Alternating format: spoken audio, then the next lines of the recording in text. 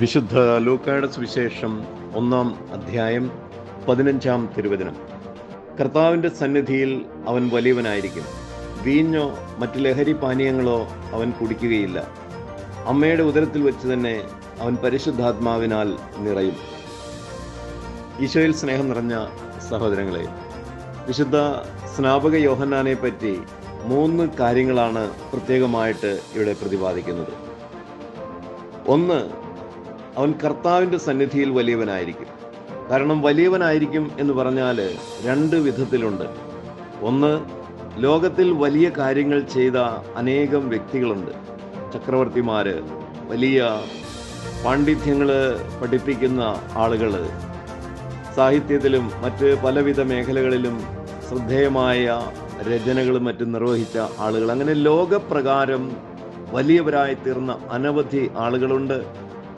അവരൊക്കെയും ഒരുപക്ഷെ ദൈവസന്നിധിയിൽ വലിയവരായിക്കൊള്ളണം എന്ന് നിർബന്ധമില്ല.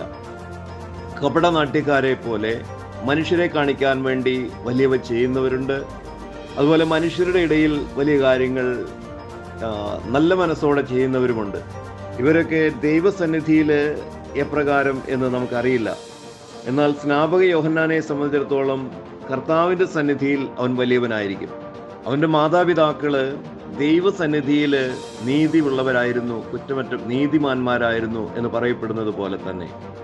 2, ലഹരി പാനീയങ്ങൾ അവൻ കുടിക്കുകയില്ല.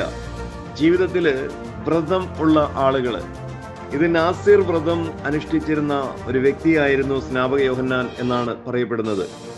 സാംസനെ പോലെ വീഞ്ഞും മറ്റ് ലഹരി പാനീയങ്ങളും ജീവിതകാലം മുഴുവൻ ഒഴിവാക്കിക്കൊണ്ട്, മുടി ക്ഷൗരക്കത്തി കൊണ്ട് മുറിക്കുകയോ താടി ദീക്ഷ മുറിക്കുകയോ ഒക്കെ ചെയ്യാതെ ദൈവത്തിന് സ്വയം വിശുദ്ധരായി സമർപ്പിക്കപ്പെട്ട അങ്ങനെ നാസിർ വ്രതം സ്വീകരിച്ച് ജീവിക്കുന്ന ഒരു വ്രതമുള്ള ദൈവത്തിന് സമർപ്പിതമായ ജീവിതം നയിക്കുന്ന ഒരു വ്യക്തിയായിരിക്കും സ്നാപക യോഹന്നാൻ.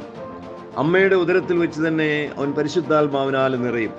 പരിശുദ്ധാത്മാവ് ഒരു മനുഷ്യനിൽ പ്രവേശിക്കുന്നതിന് കാലത്തിൻ്റെ വ്യത്യാസമില്ല. അമ്മയുടെ ഉദരത്തിൽ വെച്ച് തന്നെ ആത്മാവ് ഒരു മനുഷ്യനിൽ വന്ന് നിറയുകയും മരണത്തോടെ അത് അവസാനിക്കുകയും ചെയ്യുന്നില്ല. കാരണം സ്നാപക യോഹന്നാൻ ഇന്നും പ്രസംഗിക്കുകയാണ്.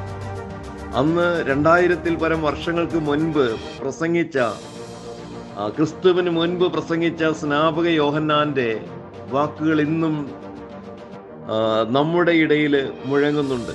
പരിശുദ്ധാത്മാവിന്റെ പ്രവൃത്തി അങ്ങനെയാണ്. അത് മരണത്തോടെ അവസാനിക്കുന്നതല്ല, ശരീരത്തിൽ ജീവിച്ചിരിക്കുന്ന കാലത്ത് മാത്രം പ്രവർത്തിക്കുന്നതല്ല, അതിനു മുൻപേ തുടങ്ങി മരണത്തോടെ അവസാനിക്കാതെ നിലനിൽക്കുന്നതാണ്. അമ്മയുടെ ഉദരത്തിൽ വെച്ച് തന്നെ ഈ സ്നാപക യോഹന്നാൻ പരിശുദ്ധാത്മാവിൽ നിറയും എന്ന് പറയപ്പെടുന്നു. അതെങ്ങനെയാണെന്ന് നമുക്കറിയാം. പരിശുദ്ധ കന്യകാ മറിയത്തിന്റെ അഭിവാദന സ്വരം കേൾക്കുന്ന നിമിഷത്തിൽ അമ്മയുടെ ഉദരത്തിൽ വെച്ച് സ്നാപക യോഹന്നാൻ പരിശുദ്ധാത്മാവിൽ നിറയുകയാണ് എന്ന് വിശുദ്ധ ഗ്രന്ഥം സാക്ഷ്യപ്പെടുത്തുന്നു. ഈശോയിൽ ഒത്തിരി സ്നേഹമുള്ള സഹോദരങ്ങളെ, ദൈവസന്നിധിയിൽ വിശുദ്ധരായി ജീവിക്കാൻ താല്പര്യമുള്ളവര്, ആഗ്രഹിക്കുന്നവര്, ഒന്ന്, നമ്മുടെ ഹൃദയം കാണുന്ന ദൈവസന്നിധിയിൽ നമ്മൾ എപ്രകാരം ആണ് എന്ന് ചിന്തിക്കണം. ലോകം എന്തും പറയട്ടെ, മനുഷ്യരെന്തും പറയട്ടെ, ദൈവം നമ്മെ എപ്രകാരം കാണുന്നു എന്ന ചിന്ത. 2, ഈ ലോകത്തിന് അനുവദനീയമായതോ അല്ലെങ്കിൽ നിഷിദ്ധമായതോ ആയ ഭക്ഷണപാനീയങ്ങൾ, ലഹരി പദാർത്ഥങ്ങൾ ഉപേക്ഷിക്കാനുള്ള ഒരു മനസ്സ്. 2, പരിശുദ്ധ അമ്മയുടെ അഭിവാദനം കേട്ട് പരിശുദ്ധാത്മാവിൽ നിറയാൻ, പരിശുദ്ധാത്മാവിൽ നിറയുന്ന ഒരു ജീവിതം ആഗ്രഹിക്കുകയും അതിന് തന്നെ സമർപ്പിക്കുകയും ചെയ്യുക. എപ്രകാരമാണ് ഒരുവൻ പരിശുദ്ധാത്മാവിൽ നിറയുന്നത്? അത് യേശുവിലുള്ള വിശ്വാസം കൊണ്ട് മാത്രമാണ്. Have a blessed day to all of you.